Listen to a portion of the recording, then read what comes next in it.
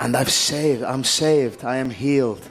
And there was a time when every Conor McGregor press conference felt like a bar fight about to break out. Fast talking, loud laughter, pure chaos.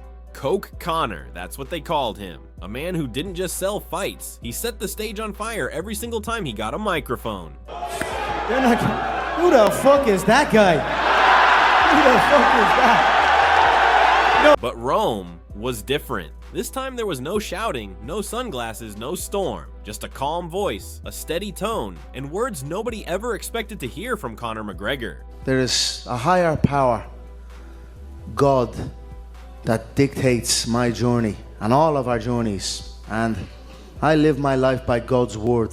For years, fans joked about Conor's highs. This time it looked like he'd finally come back down to earth. No cigar in his hand, no chaos in the air. Just a man, a microphone, and a message. I've changed. But here's the question everyone's asking. Has he really changed? Or is this just the next version of the greatest showman combat sports has ever seen? Because when the loudest man in the room suddenly goes quiet, you can't help but wonder, what's he planning next? Before Conor McGregor stood in Rome, speaking calmly about God and healing, he was something else entirely. He was the Storm, the man who turned every press conference into a spectacle. Loud, unpredictable, provocative. Because I welcomed you back. October 11th is your date, and you'll dance for me, boy. You'll dance for the owner, and then we can talk. But your date is October 11th. Michael Perry, the return of Platinum.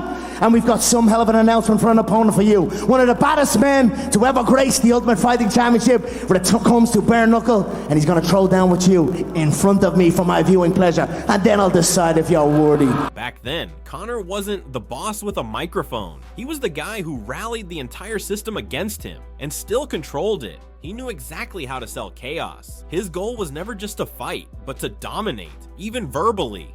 And you know what's at stake, Michael? If you don't perform, you're gone. You can go back to those exhibition bouts and those misfits with the put on the big gloves.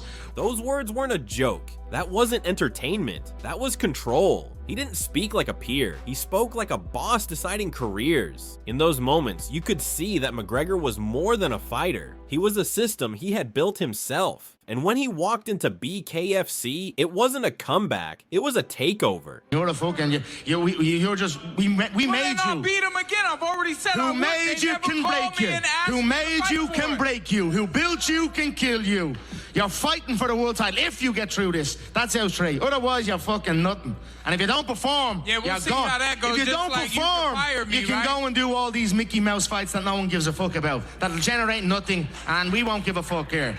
He laughed, he threatened, he bragged, and the crowd loved it. Because no one else could swing so effortlessly between genius and madness. But that was also the moment many said, this isn't Conor anymore. This is Coke Conor. Unfiltered energy, overstimulation as a brand. He wasn't just part of the show, he was the show. The loudest in the room, the brightest in the spotlight, the fastest with words. And that's what made him dangerous and unforgettable. But how long can you live at that level? How long until the noise gets too loud? And you realize you've lost yourself in the role? I'm not trying to piggyback around and do this bullshit. No one cares. World title. No one cares about this other bullshit. About that bum that Maybe that was the moment Conor realized he'd achieved everything, but had nothing left to prove. And that's where the story of the new Conor begins. Or is it just the story of a man who wants to fight at the White House? Whether you love Conor McGregor or hate him, he remains a figure bigger than the sport itself. He showed us the chaos, the highs, the collapses, and now, maybe, the attempt to find peace. But in the end, Conor is still Conor. Unpredictable, fascinating, a riddle in a suit with an accent. And that's exactly why we keep talking about him. Whether this new Conor is real or just the next performance, that's yet to be seen. But one thing's for sure, the world is watching again. If you enjoyed this video, leave a like, drop a comment down below, let us know if you think Conor has really changed, and of course, don't forget to subscribe so you don't miss any of our next breakdowns. Because no matter how many times he reinvents himself, we're here to analyze every version of Conor McGregor.